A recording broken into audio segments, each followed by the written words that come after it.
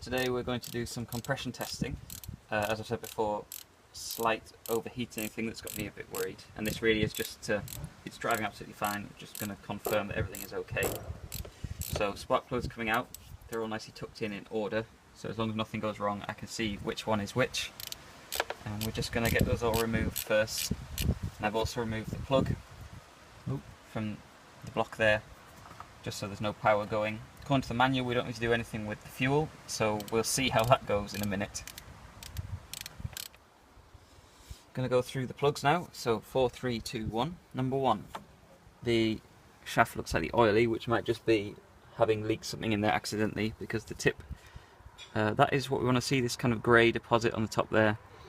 That suggests that we have got basically a decent balance of fuel and air, even though it always feels like it's running rich.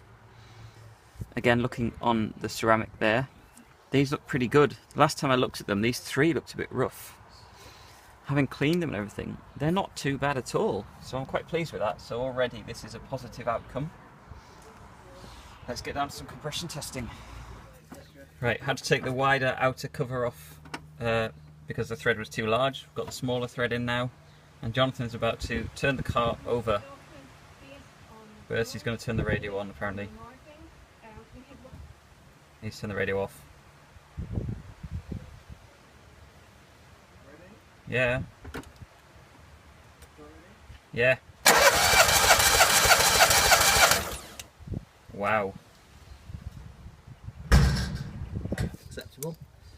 165. Cylinder 4, or the first one we're testing, 165 psi. Very nice figure, very pleased with that. We've got 4 numbers here.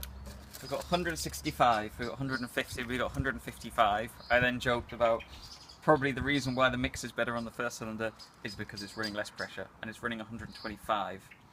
It's just about barely, not really acceptable, so we're not sure what to do at the minute about that.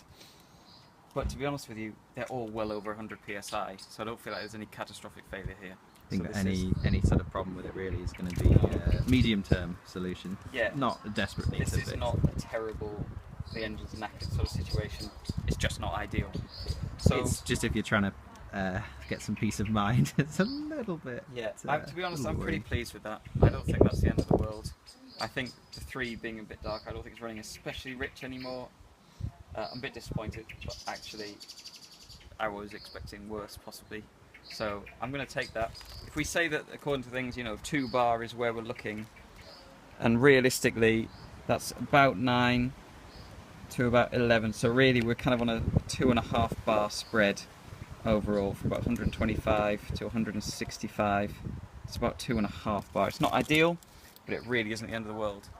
So I'm going to call that a mostly thumbs up, and we'll see where we go from here. Just had a quick thought, put a bit of oil in the first cylinder again to see if it's going to hold pressure any better. So we're about to turn it over, see if that makes any difference at all.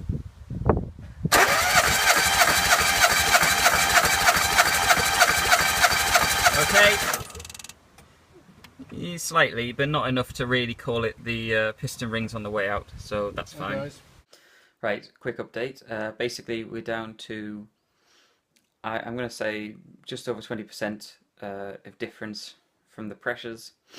Talking to someone, decided that this is probably, as is suggested in the Haynes manual, the ever useful Haynes manual, a matter of all that time the valves had been, with the tappets set too hard, the valves have been not opening and closing properly. We've probably just got some valve wear on cylinder 1. I'm not going to do anything about it, as much as Jonathan is keen to strip the engine down to start looking at this stuff. It's running well.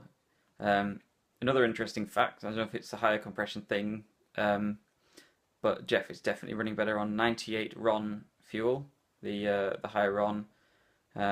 It gets rid of that weird sort of sluggishness. It feels like if you go into, sometimes if you go from first to second, it feels like you put it into fifth and it's got absolutely no power whatsoever. So putting it with 98 has really helped that out. I think I'm just going to have to try and run him on 98 as much as possible if I can. Not as common as you might expect, but then we live in the northeast, so these things, not as common. So definitely more confident about the overheating issues. Still can't really decide what that was in the end. I don't know if it somehow ignited stuff in the cat, but it's running absolutely fine in that respect. I'm still a bit paranoid, but at some point in the future, you're probably going to see the radiator being flushed out. Beyond that, a lot of other jobs that are still ongoing as ever.